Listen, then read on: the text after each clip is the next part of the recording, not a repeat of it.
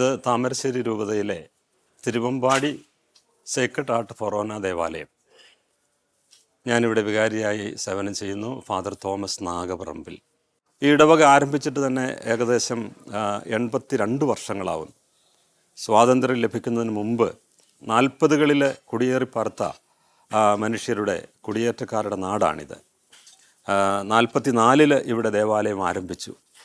അതിൻ്റെ 85, 81, 82 വർഷങ്ങൾ പൂർത്തിയാകുമ്പോൾ 2, 3, 4 തലമുറകളിലേക്ക് കുടിയേറ്റക്കാരുടെ മക്കൾ കടന്നു വന്നിരിക്കുന്ന ഈ സാഹചര്യത്തിൽ, പ്രത്യേകിച്ച് ഇന്നത്തെ കാലത്ത് ആത്മീയതയിൽ നിന്ന് മനുഷ്യൻ വ്യതിചലിച്ചു പോകുന്ന ഒരു കാലഘട്ടത്തിൽ അവരെല്ലാവരെയും ചേർത്ത് പിടിക്കുന്ന ആത്മീയതയുടെ വഴിയിൽ നമ്മുടെ മനുഷ്യരെ നിലനിർത്തുന്ന നല്ലൊരു ധ്യാന രീതിയാണ് പോപ്പുലർ മിഷൻ ധ്യാനം എന്നത് വലിയ സന്തോഷത്തോടെ അനുസ്മരിക്കുന്നു. വിൻസെൻഷൻ വൈദികരെ, പ്രത്യേകിച്ചും ബഹുമാനപ്പെട്ട ജോജോ മാരിപ്പാട്ടച്ചൻ്റെ നേതൃത്വത്തിൽ 10 വൈദികരും 4 ഡീക്കന്മാരും 4 ശുശ്രൂഷകരും ഒക്കെ ചേർന്ന് 18 പേരുടെ വലിയ ടീം 4 സെൻറ്ററുകളിലായി ഇവിടെ ധ്യാനം നടത്തി ഇന്നത് പൂർണ്ണമാകുമ്പോൾ ഈ ഇടവക ജനം വലിയ സന്തോഷത്തിലാണ്. അവരുടെ ആത്മീയതയുടെ പാതയിലെ ഒരു നാഴികക്കല്ലായിട്ട് ഈ ധ്യാനത്തിൻ്റെ ദിവസങ്ങൾ പരിണമിച്ചിരിക്കുന്നതെന്നത് വലിയ സന്തോഷം നൽകുന്നു. അവർക്ക് എല്ലാ വിധത്തിലുള്ള പ്രാർത്ഥന ആശംസകളും നേരുകയാണ്. ഈ ഇടവകയ്ക്ക് ചെയ്ത വലിയ സേവനത്തിൻ്റെ പേരിൽ, ആത്മീയ ശുശ്രൂഷയുടെ പേരിൽ ദൈവം നമ്മെ എല്ലാവരും അനുഗ്രഹിക്കട്ടെ.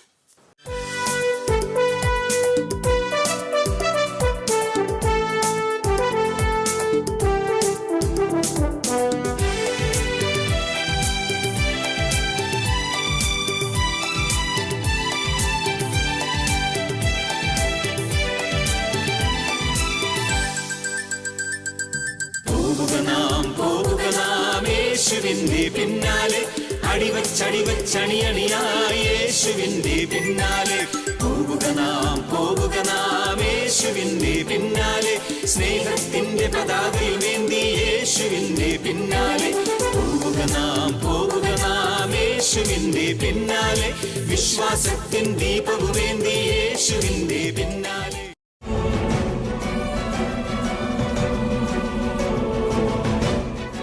റോമാക്കാർക്ക് എഴുതിയ ലേഖനം 5-ാം അധ്യായം 5-ാമത്തെ തിരുവചനമാണ്. പ്രത്യാശ നമ്മെ നിരാശരാക്കുന്നില്ല. Hallelujah, hallelujah. എല്ലാവർക്കും ഉറക്കെ പറയാം, ഒരുമിച്ച് പറയാം. പ്രത്യാശ നമ്മെ നിരാശരാക്കുന്നില്ല. പ്രത്യാശയുള്ള ഈ പ്രത്യാശ എവിടെ നിന്ന് കിട്ടുമെന്ന് അപ്പോസ്തലൻ പറയുന്നുണ്ട്. അത് ഈശോയോടുള്ള സ്നേഹത്തിൽ നിന്നാണ് ഈ പ്രത്യാശ രൂപം കൊള്ളുന്നത്. ഞാൻ പ്രത്യാശിക്കുന്ന എന്താണ്? ഈശോയോടുള്ള സ്നേഹത്തിൽ നിന്നും. അപ്പോൾ ആ വലിയൊരു പ്രത്യാശ നമുക്ക് ജീവിതത്തിൽ എപ്പോഴും ഉണ്ടാകണം. അതാണ് ക്രിസ്തുമസ്, അതാണ് ഉണ്ണീശോ.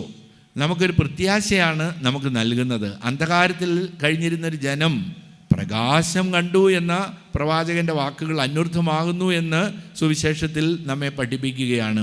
അവിടുന്ന് പ്രത്യാശ നൽകുക. ഈശോയുടെ ജീവിതം മുഴുവൻ നമുക്ക് പ്രത്യാശ നൽകുന്നതാണ്. അപ്പോൾ ഈ ക്രിസ്മസ് എന്നാൽ പ്രത്യാശയുടേതാണ്. ഈ ജൂബിലി വർഷത്തിൽ പ്രത്യേകമായിട്ട് ഓർക്കേണ്ടത്. മാർപ്പാപ്പ ഒരു അപ്പസ്തോലിക പ്രബോധനവും ഈ ജൂബിലി വർഷത്തോടുകൂടി നൽകിയിരുന്നു. ആ പ്രബോധനത്തിൽ പ്രധാനമായിട്ടുള്ള ഒരു വചനഭാഗം ഹെബ്രയർക്കുള്ള എഴുതിയ ലേഖനം 6-ാം അധ്യായം 13 മുതൽ 19 വരെയുള്ള വചനങ്ങളായിരുന്നു. ഹെബ്രയർ 6-ാം അധ്യായം 13 മുതൽ 19 വരെ.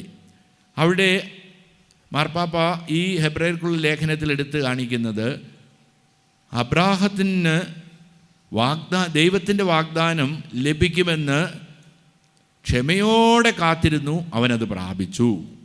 പ്രത്യാശയോടെ ക്ഷമയോടെ അവൻ കാത്തിരുന്നു, അതവൻ പ്രാപിച്ചു. അതുകൊണ്ട് ഈ പ്രത്യാശയാണ് നമ്മുടെ ആത്മാവിൻ്റെ സുസ്ഥിരവും സുരക്ഷിതവുമായ നങ്കൂരമെന്ന് ഹെബ്രയർക്കുള്ള ലേഖനം പഠിപ്പിക്കുന്ന ഭാഗം മാർപ്പാപ്പ എടുത്ത് നമുക്ക് വ്യാഖ്യാനിച്ചുകൊണ്ട് നമ്മോട് പറയുകയാണ്, നമ്മെ പഠിപ്പിക്കുകയാണ്. പ്രത്യാശയുള്ളവരായിരിക്കുക. അതാണ് ഈ പ്രത്യാശയാണ് നമ്മുടെ ആത്മാവിൻ്റെ, നമ്മുടെ ജീവിതത്തിൻ്റെ സുസ്ഥിരവും സുരക്ഷിതവുമായ നങ്കൂരം. കപ്പലിനെ പിടിച്ചു നിർത്തുന്ന നങ്കൂരമാണെന്നറിയാം. ആ നങ്കൂരമാണ്, ആങ്കറാണ് ഈ നമ്മുടെ പ്രത്യാശ. അത് ദൈവസ്നേഹത്തിൽ നിന്ന് ഉണ്ടാകുന്നതാണ്. നമുക്ക് അബ്രാഹത്തിൻ്റെ ജീവിതം അവിടെ വിശകലനം ചെയ്യുന്നുണ്ട് മാർപ്പാപ്പ. 14 അധ്യായം 18 അധ്യായം ഉൽപ്പത്തി പുസ്തകം. അബ്രാഹാം തൻ്റെ ഒരു മധ്യാഹ്നത്തിൽ തൻ്റെ ഭവനത്തിൽ കൂടാരത്തിൽ വിശ്രമിക്കുകയാണ്. പ്രഭാതത്തിലെ ജോലിയെല്ലാം കഴിഞ്ഞ് വിശ്രമിക്കുമ്പോൾ ഒരു ദർശനം കിട്ടുകയാണ് അബ്രാഹത്തിന്. ദൈവം അടുത്ത് നിൽക്കുന്നു. ദൈവം അടുത്ത് നിൽക്കുന്ന ഒരു ദർശനം അബ്രാഹത്തോട് പറയുകയാണ്, ഞാൻ നിന്നെ അനുഗ്രഹിക്കുകയാണ്, വാഗ്ദാനം നിന്നെ ഞാൻ ജനതകളുടെ പിതാവാക്കും. അപ്പോൾ അബ്രാഹത്തിന് അതങ്ങോട്ട് വിശ്വസിക്കാൻ സാധിക്കാത്തതുപോലെയുള്ള ഒരു പ്രതികരണം നമുക്ക് 14 അധ്യായം വായിച്ചാൽ മനസ്സിലാകും. അബ്രാഹം പറയുകയാണ്, പ്രത്യാശ നഷ്ടപ്പെട്ടു പോകുന്ന അവസരങ്ങൾ നമ്മുടെ ജീവിതത്തിൽ ഉണ്ടാകും. നമ്മുടെ പിതാവായ അബ്രാഹത്തിന് അത് നഷ്ടപ്പെട്ടെങ്കിൽ നമുക്കും അങ്ങനെ നഷ്ടപ്പെട്ടു പോകും. രോഗങ്ങൾ വരുമ്പോൾ, പീഡകൾ വരുമ്പോൾ, കഷ്ടപ്പാടുകൾ, ബന്ധങ്ങളുടെ മേഖലകളിലുള്ള വിള്ളലുകൾ, എന്തെല്ലാം മേഖലകളിൽ നമുക്ക് പ്രതീക്ഷിച്ചതുപോലെ വിജയം കിട്ടാതെ വരുമ്പോൾ പ്രത്യാശ നഷ്ടപ്പെട്ടു പോകും. അതുപോലെ അബ്രാഹാം പറയുകയാണ്, കുറേ നാളുകളായി എന്നോട് പറയുന്നു, ജനതകളുടെ പിതാവാകും, ജനതകളുടെ പിതാവാകും, ജനതകളുടെ പിതാവാകും. 40 വയസ്സിൽ ഞാൻ ഇറങ്ങി പുറപ്പെട്ടു. 100 വയസ്സായി. എൻ്റെ ഭാര്യയുടെ ഉദരം വന്ധ്യമായി കഴിഞ്ഞു. എനിക്ക് പ്രായത്തിൽ ഞാൻ വളരെ അഡ്വാൻസ്ഡായി. എനിക്ക് ധാരാളം സ്വത്തുണ്ട്. അതെല്ലാം ഞാൻ ഡമാസ്കസുകാരൻ ഏലിയാസറിന് എഴുതി കൊടുത്തു. ഇനി എന്ത് പ്രത്യാശ നഷ്ടപ്പെടുന്ന ഒരു വ്യക്തിയെ അവിടെ നമുക്ക് കാണാൻ സാധിക്കും. അത് അബ്രാഹാം. നമ്മൾ പലപ്പോഴും അങ്ങനെ തന്നെ ആണ്. അബ്രാഹത്തോട് ദൈവം പറയുന്നുണ്ട്, നീ പുറത്തേക്ക് ഇറങ്ങി വാ. കൂടാരത്തിന് പുറത്തേക്ക് കൊണ്ടുവന്നു. അപ്പോൾ മധ്യാഹ്നമായിരുന്നു, സൂര്യൻ ജ്വലിച്ച് നിൽക്കുന്ന സമയം. അബ്രാഹത്തോട് പറഞ്ഞു, ആകാശത്തേക്ക് നോക്കുക. ഉച്ച സമയത്ത് ആകാശത്തേക്ക് നോക്കിയാൽ എവിടെ നക്ഷത്രത്തെ കാണാനാണ്? ദൈവം പറഞ്ഞു, നീ ആകാശത്തേക്ക് നോക്കുക. ഈ ആകാശത്തിലുള്ള നക്ഷത്രങ്ങൾ പോലെ നിനക്ക് ഞാൻ സന്താനങ്ങളെ നൽകും എന്ന് വാഗ്ദാനം. അബ്രാഹാം ചോദിക്കുന്നുണ്ട്, ഇത് എങ്ങനെ സാധിക്കും? അപ്പോൾ അബ്രാഹത്തോട് ദൈവം പറയുകയാണ്, നിനക്ക് ഞാനത് വെളിപ്പെടുത്തി തരാം. നീ ഒരു ബലിപീഠം സൃഷ്ടിക്ക്, നീ എനിക്കായിട്ട് ബലി അർപ്പിക്കാൻ പറഞ്ഞു. അബ്രാഹാം ഉടൻ തന്നെ ബലിയർപ്പണത്തിലുള്ള ക്രമീകരണങ്ങൾ ചെയ്തു, ബലിയർപ്പിച്ചു. അപ്പോഴേക്കും സായാഹ്നമായി എന്ന് വായിക്കുകയാണ്. ആ സായാഹ്നത്തിൽ അവൻ ഗാഠനിദ്രയിലേക്ക്, അതായത് ദൈവം തൻ്റെ 3-ാം സ്വർഗം അബ്രാഹത്തിന് തുറന്ന് കാട്ടിക്കൊടുക്കുകയാണ്. ദൈവത്തിൻ്റെ സ്നേഹത്തെ സംശയിച്ച അബ്രാഹത്തോട് ദൈവം ചോദിക്കുന്നുണ്ട്, ദൈവത്തിന് കഴിയാത്തതായി എന്തെങ്കിലും ഉണ്ടോ എന്ന്. നമുക്ക് നിരവധിയായിട്ടുള്ള പ്രതിസന്ധികളും ബുദ്ധിമുട്ടുകളും, ഒന്നിൽ പോലും നമുക്ക് ഒരവസരത്തിൽ പോലും ദുഃഖത്തിലൂടെ നമ്മൾ കടന്നു പോകാൻ പാടില്ല.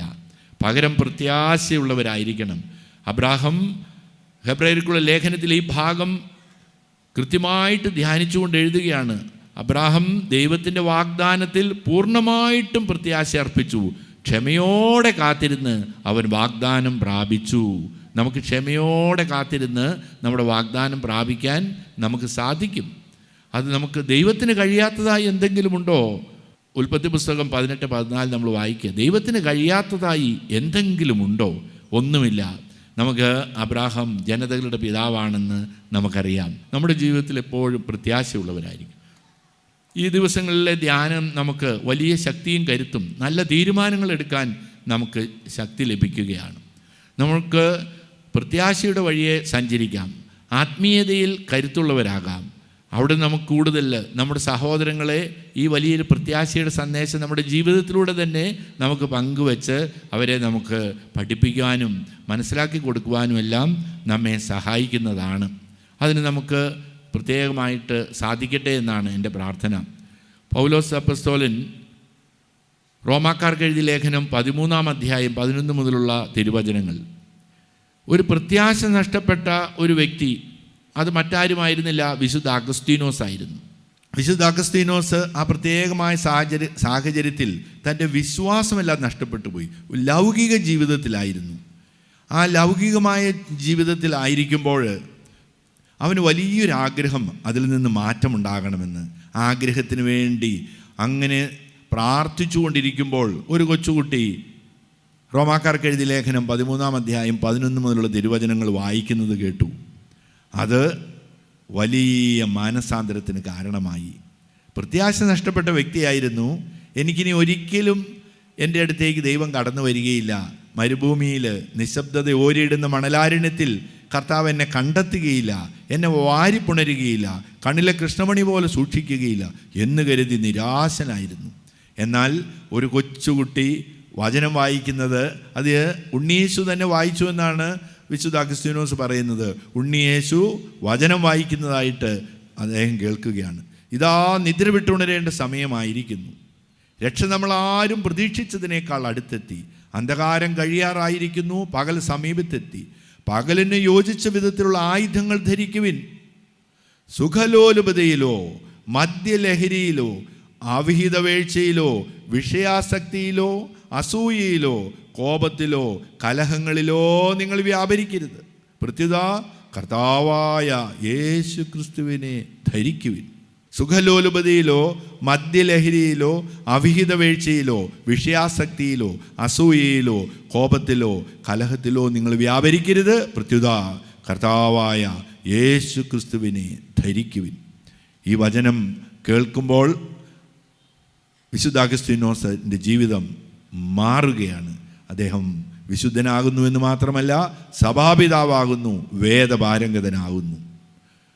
ഒരു സമൂഹത്തിന് മുഴുവൻ ആത്മീയ ചൈതന്യം നൽകാൻ, നൂറ്റാണ്ടുകൾ നൽകാൻ അദ്ദേഹം കരുത്തുള്ള വ്യക്തിത്വമായി തീരുന്നു. പ്രിയപ്പെട്ടവരെ, ഈ പോപ്പുലർ മിഷൻ ധ്യാനത്തിൻ്റെ സമാപനത്തിൽ അപ്പസ്തോലൻ്റെ ഈ വാക്കുകൾ നമ്മുടെ ഹൃദയത്തിൽ നമുക്ക് സൂക്ഷിക്കാം.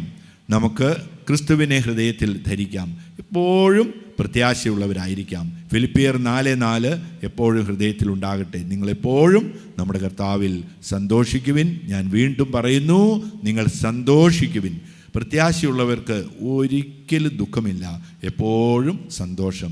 ആ സന്തോഷത്തിലായിരിക്കാൻ നിങ്ങൾക്ക് സാധിക്കട്ടെ എന്ന് ആശംസിക്കുന്നു, പ്രാർത്ഥിക്കുന്നു. നമ്മുടെ പ്രിയപ്പെട്ട വൈദികരോടും പ്രിയപ്പെട്ട വികാരിയച്ഛനോടും സഹപ്രവർത്തകരോടുമെല്ലാം കൃതജ്ഞതയും ഞാൻ രേഖപ്പെടുത്തുകയാണ്.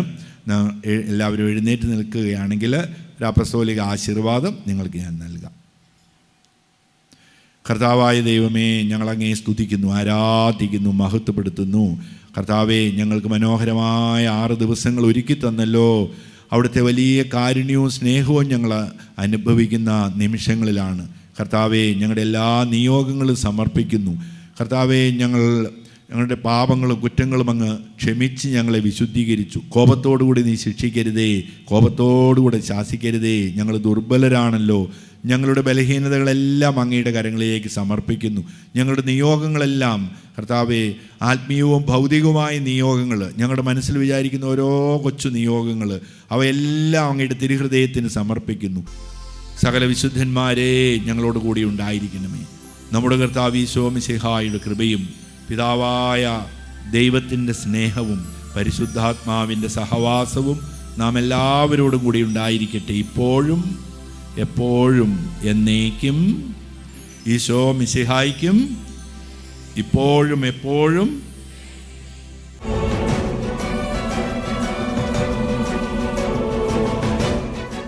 അബ്രഹാമിൻ ദൈവമേ, ഇസഹാക്കിൻ ദൈവമേ, യാക്കോബിൻ ദൈവമേ, ഞങ്ങൾക്കേക കർത്താവേ. അബ്രഹാമിൻ ദൈവമേ, ഇസഹാക്കിൻ ദൈവമേ, യാക്കോബിൻ ദൈവമേ, ഞങ്ങൾക്കേക കർത്താവേ. അബ്രഹാമിൻ ദൈവമേ, ഇസഹാക്കിൻ ദൈവമേ, യാക്കോബിൻ ദൈവമേ, ഞങ്ങൾക്കേക കർത്താവേ. അബ്രഹാമിൻ ദൈവമേ, ഇസഹാക്കിൻ ദൈവമേ, യാക്കോബിൻ ദൈവമേ, ഞങ്ങൾക്കേക കർത്താവേ. സൈന്യങ്ങൾ തൻ കർത്താവേ, ആരാധിക്കും നിൻ നാമം. സൈന്യങ്ങൾ തൻ കർത്താവേ, ആരാധിക്കും നിൻ നാമം. സൈന്യങ്ങൾ തൻ കർത്താവേ, ആരാധിക്കും നിൻ നാമം.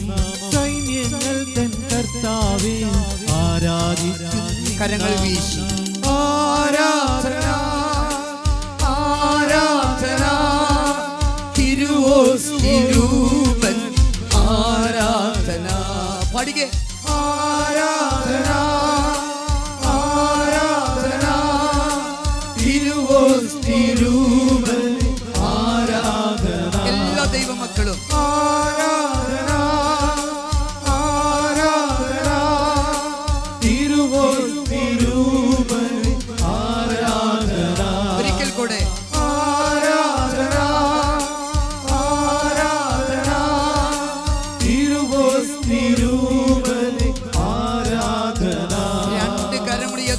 എന്റെ ഈശോയെ ഒറ്റ വിളി അങ്ങ് വിളിച്ചേ.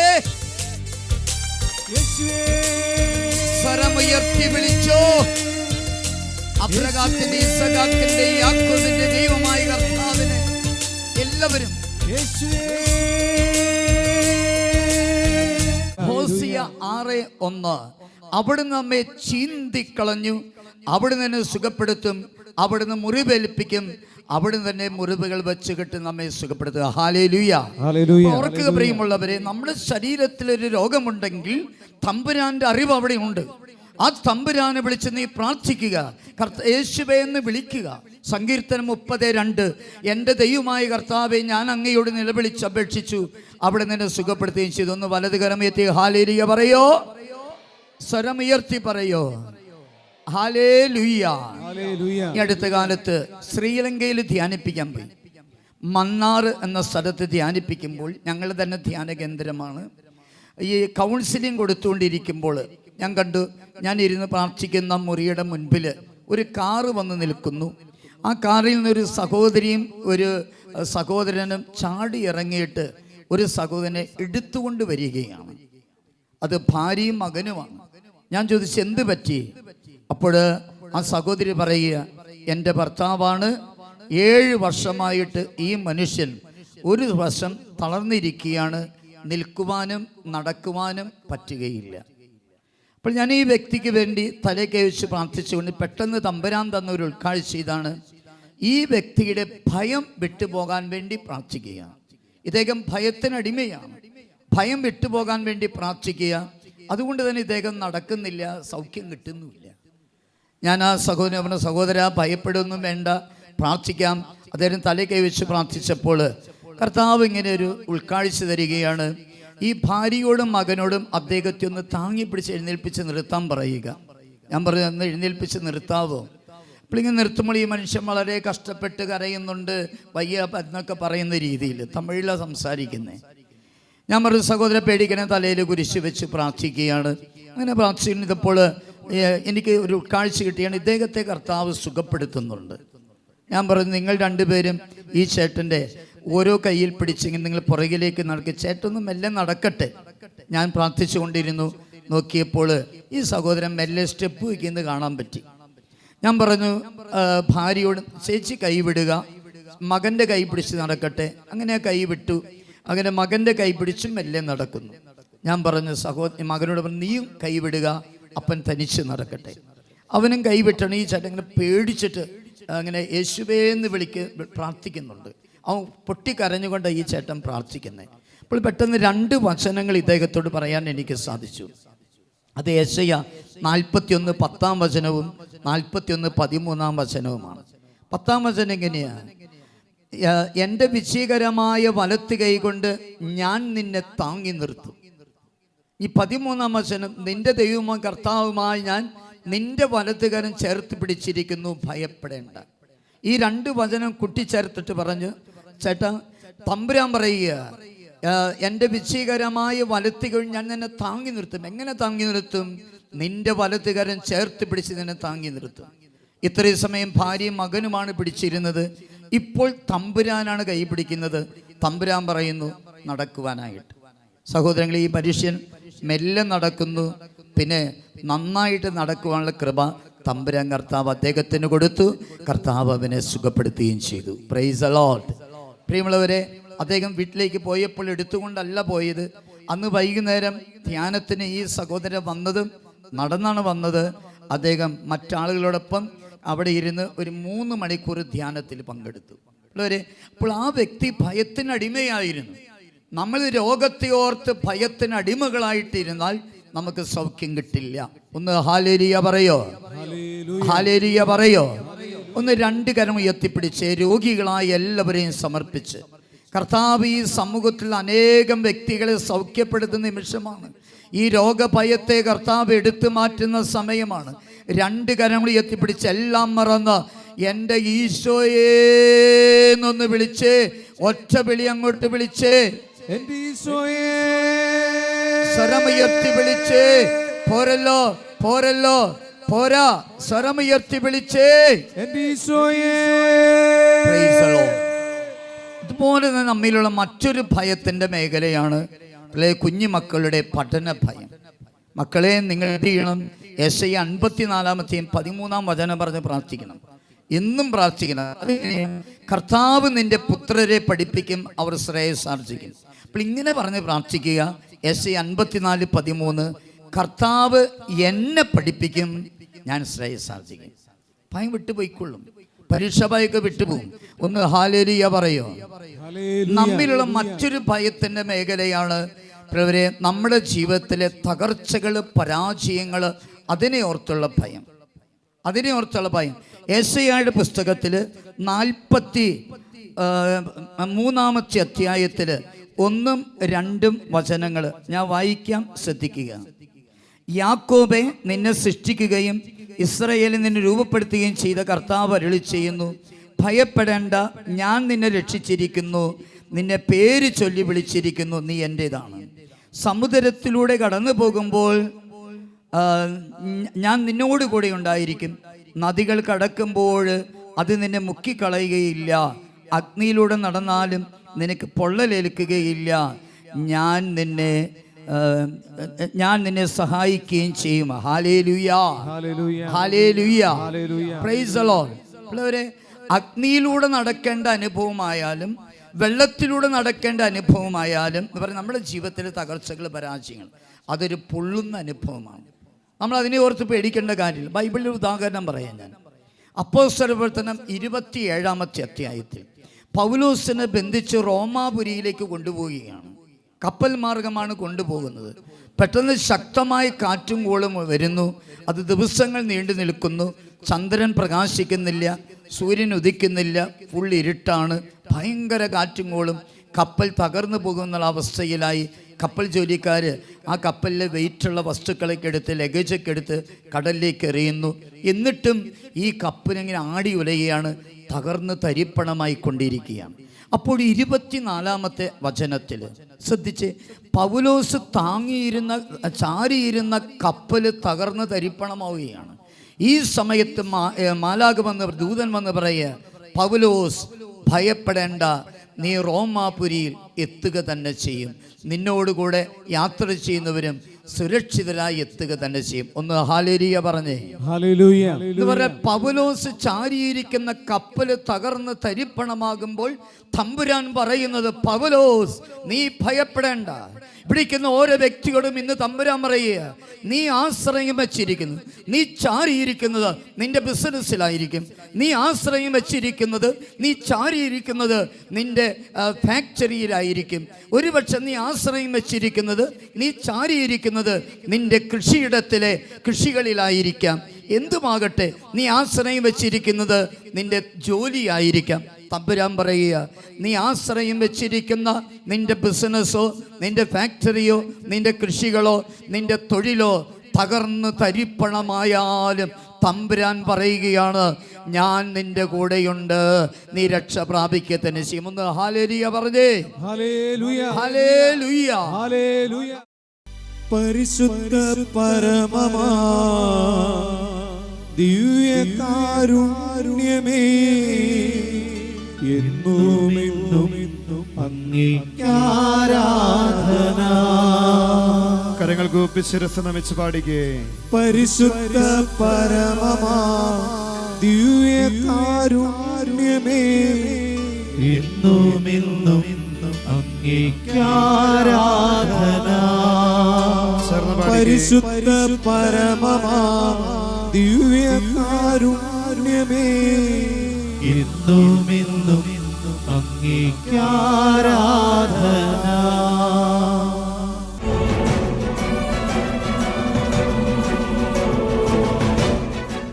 എൻ്റെ പേര് ജോസഫ് തോമസ്. ഞാൻ സെക്രട്ടേറിയറ്റ് ഫൊറോന ചർച്ചിലെ വിൻസെൻ്റ് പോൾ പ്രവർത്തകനാണ്. ഞങ്ങളുടെ പ്രവർത്തനങ്ങൾക്ക് ഞങ്ങൾ ഇപ്പോൾ ഭയങ്കര സന്തോഷത്തിലാണ്. എന്താണെന്ന് വെച്ചാൽ 50 വർഷക്കാലം ഞങ്ങൾ ഈ സംഘടന ഈ പള്ളിയിൽ പ്രവർത്തിച്ചുകൊണ്ടിരിക്കുന്നു. ജൂബിലി നിറവിലാണ് ഞങ്ങൾ. അപ്പോൾ ജൂബിലി നിറവിൽ ഞങ്ങൾക്ക് ഈ ധ്യാനം ലഭിച്ചത് ഏറെ സന്തോഷം നൽകുന്ന ഒരു കാര്യമാണ്. ഞങ്ങൾ ഇവിടെ 3 കോൺഫറൻസുകളാണുള്ളത്. അതിൽ ഏറ്റവും കൂടുതൽ സീനിയറായിട്ടുള്ള ഒരു കോൺഫറൻസിലാണ് ഞാൻ പ്രവർത്തിക്കുന്നത്. ധാരാളം പ്രവർത്തനങ്ങൾ ഞങ്ങളുടെ സംഘടന ഈ സമൂഹത്തിന് വേണ്ടിയിട്ടും ഇടവകയിലും ചെയ്തുകൊണ്ടിരിക്കുന്നു. 16ഓളം വീടുകൾ ഞങ്ങൾ ഇതുവരെ പൂർത്തിയാക്കി കഴിഞ്ഞിട്ടുണ്ട് ഈ 2 വർഷത്തിനിടയ്ക്ക്.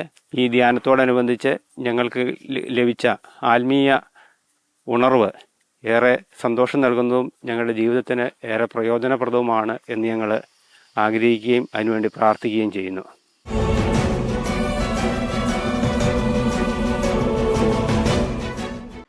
എൻ്റെ പേര് ജോൺസൺ ഐസക്ക്.